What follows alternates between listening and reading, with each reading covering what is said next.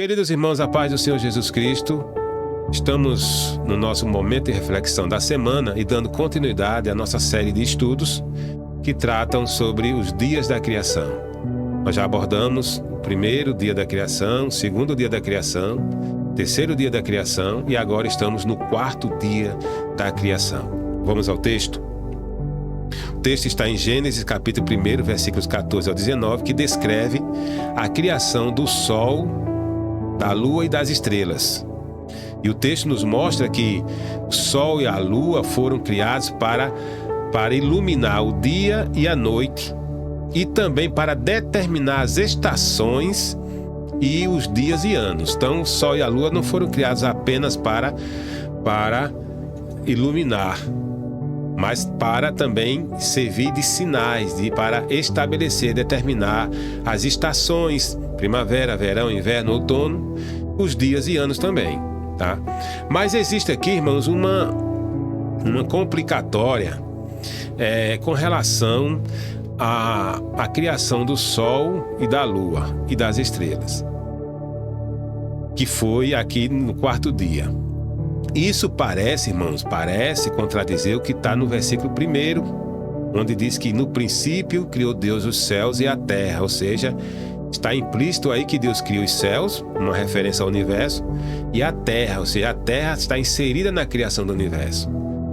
Então, se o sol e a lua foram criados no quarto dia, então a terra foi criada antes do sol, a lua e as estrelas, ou antes do universo. Parece contradizer o que está no versículo 1, né? Então, como a Bíblia não tem contradição, nós sabemos disso. Há dificuldade de interpretação nossa, mas não contradição, não erro na Bíblia. Então, que podemos entender disso aí é o seguinte, é que Deus criou, está lá escrito, nos céus e a terra, no princípio foram criados os céus e a terra, e Deus cria em um só momento o universo. Em um só momento Deus cria o universo. E a terra vai ser criada a partir de um processo. Ou seja, Deus não cria a terra em um só momento de uma só vez, mas leva 6 dias para criar. Mas o universo como um todo ele cria em um só momento. A expressão no versículo 2, e a terra estava sem forma e vazia, ou outra versão traz, porém a terra estava sem forma e vazia, dá uma continuação do pensamento do versículo 1, ou seja, Deus cria tudo no versículo 1, mas vai mostrar que a terra não estava concluída, que ela estava no estado, como muitos chamam, no estado caótico, e que agora, a cada dia, Deus vai formando a terra, dando forma à terra. E o que de fato acontece, né? No primeiro dia, Deus forma a luz e cria dia e noite. Segundo dia, Deus cria os céus, o firmamento, a expansão, separa as águas acima e abaixo da expansão. E no terceiro dia, Deus coloca as águas em um só lugar, forma os mares, oceanos, forma os continentes, as plantas e as árvores. E agora ele forma o sol, a lua, para justamente governar sobre a terra o dia e a noite. Mas com isso nós podemos entender que o sol, a lua e as estrelas já estavam criados desde o primeiro dia, e que somente no quarto dia que a luz do sol e da lua vão incidir sobre a terra, vão governar sobre a terra. Provavelmente, irmãos, com o surgimento da expansão, os céus se abrem e aí o sol agora começa também a iluminar a terra, né? O sol e a lua. Essa é uma versão, né, que eu acho interessante, sabe? Não chega a contradizer a Bíblia Sagrada, mas de uma forma ou de outra, irmãos, o importante é que Deus criou tudo. É o que a Bíblia nos mostra. Não podemos esquecer, irmãos, que não é propósito do escritor trazer uma evidência científica da criação, mas mostrar como Deus criou tudo, os céus, a terra e principalmente o homem. O escritor Moisés, do versículo 2 até o último, do capítulo 1 de Gênesis, foca tão somente na criação da terra e, por fim, o homem. Isso mostra, irmãos, aquilo que nós já discutimos em outros vídeos, de que Deus, o pensamento de Deus pensando no homem. Deus cria tudo, mas pensando no homem. E a terra, enquanto que o universo ele cria de um só momento, a terra ele vai dando forma aos poucos, dia a dia, como que construindo uma casa para nela habitar a sua coroa da criação, que é o homem. Mas, irmãos, então, vamos aos princípios. Na verdade, eu vou destacar apenas um princípio que nós podemos aprender, estudar, aplicar para a nossa vida. É o princípio, meus queridos, do governo. Deus é um Deus de governo, Deus é um Deus que governa. Ele governa sobre tudo, sobre todas as coisas e sobre todas as pessoas. Sobre os anjos, seres humanos, animais. Deus governa sobre tudo. E esse princípio do governo está em suas relações com sua criação, com o ser humano. E nós podemos destacar esse princípio do governo na criação do próprio homem, né? Deus criou o homem também como um dos seus propósitos de dominar sobre todos os seres da terra, no mar, no ar e na terra. Deus concedeu ao homem a autoridade e o governo. O homem domina sobre tudo, não é? O homem não tem capacidade de voar, mas ele cria aviões, helicópteros. O homem não tem capacidade de nadar até o fundo do mar, mas ele cria submarinos. Ele cria barcos, navios para navegarem sobre os mares. Então o homem tem poder sobre toda a criação. Deus foi quem deu ao homem aí. É isso. Né? Isso não foi do próprio homem, mas Deus que delegou. O segundo princípio, irmão, de governo que podemos destacar aqui é o governo na família. Efésios 5:23, Paulo diz que o marido é a cabeça da mulher, como também Cristo é a cabeça da igreja. Então, Deus estabeleceu também na família governo do homem e da mulher também, né? Homem e mulher governam na família, mas o homem sobressai como cabeça. Deus deu ao homem a autoridade, Deus deu ao homem o governo da família. Mas é um governo não autoritário, não ditatorial, mas é um governo que se baseia no respeito e no amor. Paulo faz a ilustração, olha, assim como Cristo ama a igreja, assim como Cristo é o cabeça da igreja, assim como Cristo governa a igreja com amor, o homem também deve governar a sua família, a sua esposa também com amor. Esse é o princípio do governo na família. Terceiro princípio do governo, irmãos, é na igreja. Também Deus estabeleceu o governo na igreja. Efésios 4:11 e 12 nos diz que o Senhor concedeu apóstolos, profetas, evangelistas, pastores e doutores para quê? O aperfeiçoamento dos santos, a obra do ministério, para a edificação do corpo de Cristo, que é a igreja. Então, os governos, as lideranças que existem na igreja é para a edificação da igreja, o aperfeiçoamento dos santos. Um quarto princípio do governo é o governo no reino de Deus. No próprio reino de Deus existe também governo.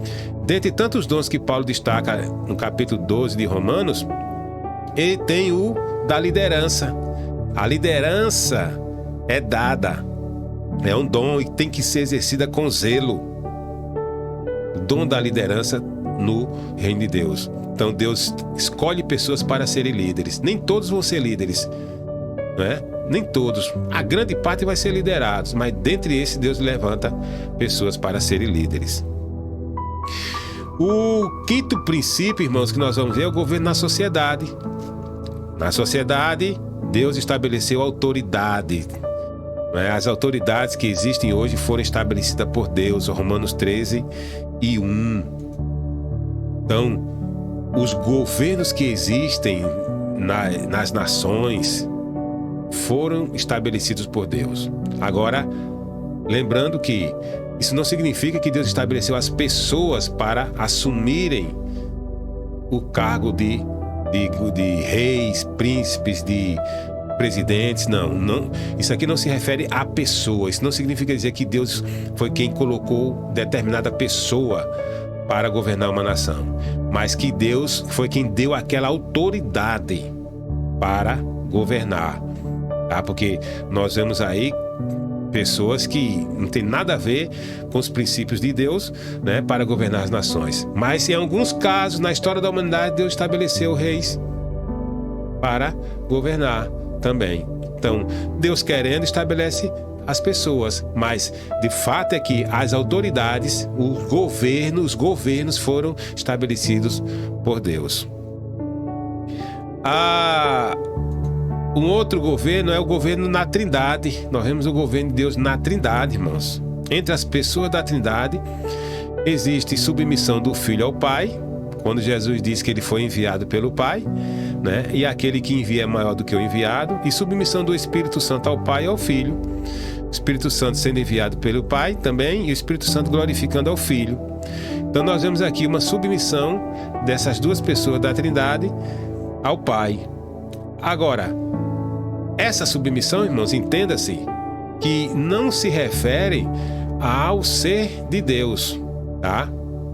Se refere aqui, se aplica aos papéis e às funções que essas pessoas assumem nas suas relações com a humanidade e no plano da redenção, tá? Então, o Pai é quem planeja, o Filho executa e o Espírito Santo também põe em prática. Então, há uma delegação de papéis e funções nas pessoas da Trindade. Agora, no ser de Deus, não há desigualdade, não há inferioridade, nem superioridade. No ser de Deus há uma igualdade ontológica. Na teologia chama-se de igualdade ontológica, ou seja, é igualdade de atributos, de caráter, de poderes no ser de Deus. Ou seja, o Pai, Filho e Espírito Santo são iguais. São distintas em pessoas, mas são iguais em essência, são iguais em natureza. Nenhum é maior ou menor do que o outro. Agora, a submissão, a obediência que vemos do Filho ao Pai e do Espírito Santo ao Pai e ao Filho é na função que essas pessoas assumiram para exercerem no plano da redenção. Ok? E por fim, meus amados, Deus governa também sobre o mal. Isaías 45:7 diz: eu formo a luz e crio as trevas, eu faço a paz e crio o mal, eu, o Senhor, faço todas estas coisas. Então, irmãos, dizer que Deus forma a luz e cria as trevas, como entender isso aí? Como dizer que Deus cria o mal? É melhor entender como Deus permite que o mal aconteça, porque Deus não é o originador do mal. Em Deus não há mal nenhum, Deus não contempla o mal. Mas precisamos entender que Deus permite que o mal aconteça para cumprir um propósito seu. Deus permite que o mal aconteça para, por exemplo, para punir a humanidade, no caso do dilúvio, para castigar também alguém que pecou, um servo seu que pecou. A Bíblia diz que Deus castiga aqueles a quem Ele ama. E Deus também permite o mal também para provar a fé. No caso de Jó. Então, o mal, na verdade, é um instrumento, é uma ferramenta que Deus utiliza para um propósito seu. Então, não entendamos que Deus é o originador, é o causador do mal, mas que Ele permite que o mal aconteça para que um objetivo dele seja alcançado. E, amados, encerrando esse nosso momento, eu quero fazer uma reflexão sobre quem governa a tua vida. Nós vimos que Deus governa sobre tudo e sobre todos. Deus estabeleceu o governo na criação, na família, no reino de Deus, na igreja, na sociedade. Mas quem governa sobre a sua vida? É você? É você influenciado pelo pecado, pelos prazeres do mundo? Deixa que Deus entre na tua vida e Ele possa te governar. Governar aqui é orientar, é dirigir, é direcionar. A Bíblia diz que Jesus falando: eis que estou à porta e bato. Se alguém ouvir a minha voz, eu entrarei e jantarei e cearei com ele e ele comigo. Se você deixar Jesus entrar na tua vida, Ele vai fazer isso. Deixa, experimenta, tá? O governo de Deus é um governo de paz, é um governo de bondade, de alegria. Deus quer governar os teus sentimentos, emoções, tuas escolhas, vontades, tuas decisões. Quer governar a tua vida por completo. Se você permitir, você vai sentir a paz e a alegria que é eterna. E para você, meu irmão, minha irmã, que já aceitou o governo de Deus na sua vida, já reconheceu e aceitou o governo de Deus na sua vida, quero te falar que o Senhor, Ele quer continuar governando a tua vida. Ele quer fazer com que você prospere em alegria, em paz, em toda sorte de bênçãos. Talvez a situação em que você está passando contradiga tudo isso que estou falando. Talvez você esteja passando por um problema difícil, por uma aflição, angústia. Quero te dizer que o Senhor, Ele é o governador de todas as coisas. Ele pode muito bem, assim como separou a luz das trevas, Ele pode também fazer com que tudo isso que você está passando acabe por terra, termine, seja eliminado. O Senhor pode fazer isso. Agora, se Ele ainda não fez, porque o tempo é dEle, Ele quer te ensinar algo por meio dessa situação. O Senhor sempre nos ensina algo em qualquer situação que estejamos passando. Deixa que o Senhor continue governando a tua vida. Ele pode e tem poder para mudar a tua vida, mudar teu cativeiro. Ele tem poder para fazer com que a situação de tristeza que você está passando se torne alegria, se torne em gozo. Então somente espera nele. Não perca sua fé, não perca seu ânimo. O Senhor é poderoso para fazer isso na tua vida, na nossa vida e muito mais. O importante é que deixamos que o Senhor seja o nosso Rei, Rei dos Reis, Senhor dos Senhores, que Ele governe, administre a nossa vida e tudo vai dar certo para a glória de Deus. Que o Senhor nos abençoe, que o Senhor nos ajude e até a próxima, se Ele nos permitir, em nome de Jesus. Amém.